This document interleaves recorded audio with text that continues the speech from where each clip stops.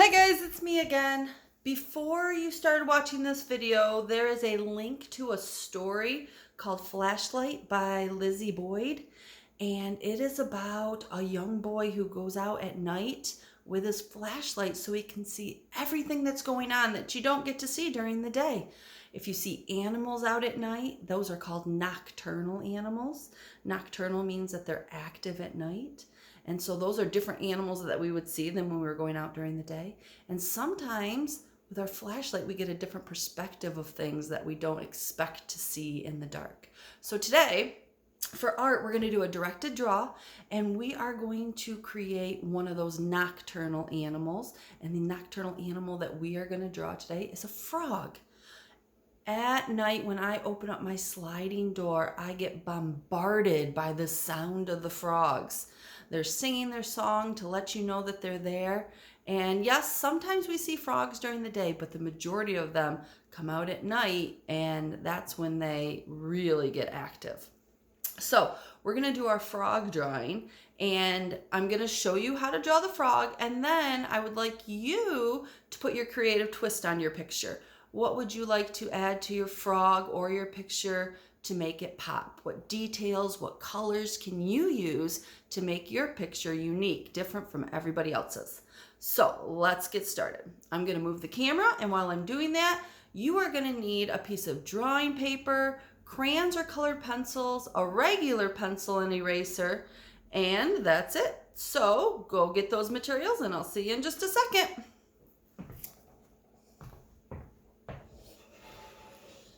All right, I'm gonna turn ya. Let's see here. Whoop, there we go. Okay, so here's an example of the frog picture that we're going to be making. And like I said, you're going to get a chance to add your own details to it, so it doesn't have to look exactly like mine. I chose not to do a night sky, even though we talked about frogs being nocturnal. I chose more of a sky at sunset. It's dusk out. And so it's getting ready for that dark sky to take over. And you can see all the pretty colors as the sun's setting. So let's get started. You got your drawing paper and your pencil. And we are going to start with our frog's eyes. I'm going to turn my paper just a little bit for you. And his eyes are two big round eyes. Frogs have really big eyes for the size of their body. So we're going to start in the middle of our paper, and we're going to do two big round eyes. And my circles are about the size of a quarter. And they are not touching, but pretty close together. Okay, and once I have those eyes, then I can go in and I can put my pupil, and you can put your pupil wherever you would like. If you want your frog to look silly, you can put one pupil down and one up. You can put them right in the middle. You can put them both down. Completely up to you. So I'm going to do a smaller circle in the center, and then I'm going to color that circle in, and those are going to be the pupils for my frog's eyes. Now, if you wanted to give your frog like an eyelid, you could go at the top of that circle and do a curved line at the top, and it just looks like a small lid or that skin that goes over the eye. Now we're going to go on the side of the eye, and we're going to create the top of our frog's head, and it kind of follows the same curve of the eye, and then when we get to the center, we're going to stop and curve around the next eye. So I'm starting over here about in the middle, and I'm curving up and around. When I get between them, I stop and I go up and around again, and then stop at the side of this eye. Okay, that's going to be the top of my frog's head. Then I'm going to add the rest of his body. So where we left off, I'm going to come around, and I'm going to do a rounded, like I'm doing the bottom of a circle.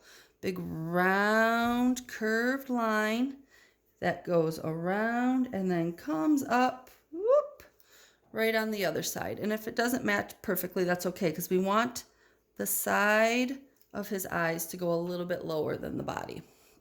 All right, now, so we have this big frog's body, and he looks kind of funny. It looks like we're just making the head, but this is actually going to be his whole body. But we have to put his hind legs, those big, powerful hind legs that help him jump from the land to the water, from lily pad to lily pad, or just to get away from predators at night. So we're going to start on the side of his body, and we are going to make a curved C line. So I'm going to come down, make it like a C, and then come back to his body. Same thing on this side, about halfway down his body. I'm coming out, curving like a C. This one's a backward C, and coming back. And those are going to be those powerful hind legs that are tucked up underneath him, ready to spring. Now we have to give him his feet so that we can tell that those are his legs. So at the spot where his hind leg and his body meet, we're going to come out, and frogs have those webbed feet. So they're narrower at the back and get wider up by where his toes would be. So I'm going to kind of go diagonally, and I'm going to do 1, 2, 3, 4 toes, and then come back. And I'm going to do the same thing on the other side. I'm going to start where his body and his hind legs meet at the bottom. And I'm coming out diagonally. And 1, 2, 3, 4 toes. And then I'm coming back and stopping when I touch his body. And those are going to be his big feet underneath him. And then we need his front feet to help him balance. So right here, I'm going to start with 2 parallel lines, 2 straight lines. And they're pretty narrow. And they're going to come down, and I'm going to do the same thing over here. 2 parallel lines, that means they run side by side, and they come down. And then at the ends of those, I'm going to give those same webbed feet and have them come back. All right, so start at one side of your parallel lines, and you're going to make your webbed feet, and then come back to the second parallel line. Now I don't want it to look like my body is going through my legs. I want it to look like those legs are in front. So I'm just taking my eraser and I'm erasing those 2 little lines that are inside the leg. So now it looks like my frog has 4 legs, his 2 big hind legs and his 2 smaller front legs. Now we wanted to have a distinction between his face and his body. So up here by his eyes, I'm going to give my frog a big smiley face. And if you wanted your frog to have his tongue sticking out, ready to catch a fly that's zooming by, you could do that. You could give him whatever kind of face you would like to. I'm just giving him a simple smiley face. All right. And then the little holes for his nose. And I'm just going to do 2 small ovals and color those 2 small ovals in. And it's at the bottom of his eyes. So right between his eyes towards the bottom. All right. So that's going to be my frog's face. So I have his head up here. And then obviously this part down here is going to be his bottom. Now you can put whatever markings on your frog that you would like. I'm going to do some little circles. So he's going to have some spots on him. And I'm going to have the circles get wider or more frequent down at the bottom and narrow at the top. And just give him some spots. If he was a toad, these would be warts, right? And then just one up here so it shows that, kind of gives you a line that shows where his head and his body are separated. And I can put some spots on his legs. You can put some spots all over, wherever you would like them. And that's going to be the outline of my frog. Now, you can use a Sharpie marker. You can use a regular marker. You can use a colored pencil or a crayon. I'm going to stick another piece of paper underneath this because I'm going to use a Sharpie marker. Now, in art class, we use that black Sharpie marker to do our outlines, and you could 100% use a black marker to outline it, but I'm going to go with a dark green, and I'm going to outline Mr. Frog or Miss Frog. You could definitely give her some eyelashes, give her cute little lips, and then she would be a pretty little frog. Okay, but I'm going to outline my frog with my Sharpie marker just so those lines stand out when I'm doing my coloring. All right, so there's hind legs and his other hind leg, his feet, those webbed toes. Webbed means the skin between the fingers and toes is connected. Helps them swim better. Ducks and frogs have webbed toes. Okay. And then I can outline his facial features. If I wanted to use a different colored marker to make each one different, that's okay. I can go back to my black Sharpie and color in those pupils and my eyelids. And I'm not coloring with my Sharpie right now. I'm outlining, and we've talked about that a lot in art.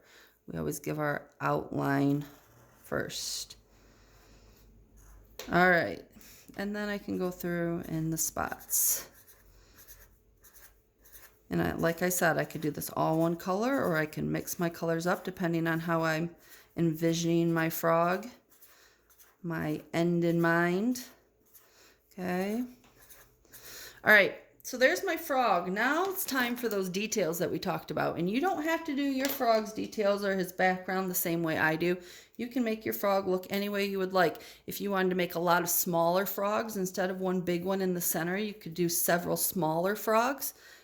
Completely up to you. All right, I'm going to add a lily pad around my frog. So starting over by his hind leg, I'm going to do a curved. And the lily pads are those leaves that float on the water.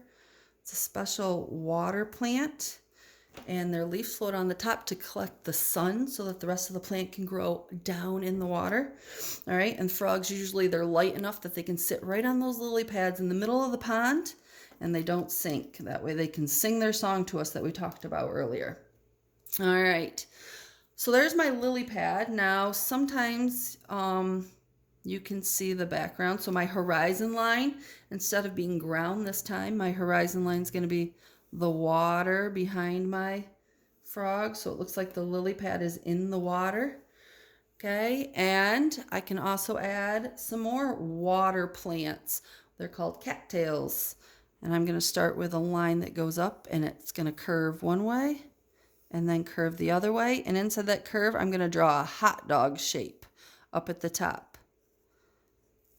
Okay, and that, if I give it some long, skinny, pointed leaves, is what a cattail looks like. And they grow in the edge of marshes and swamps and ponds.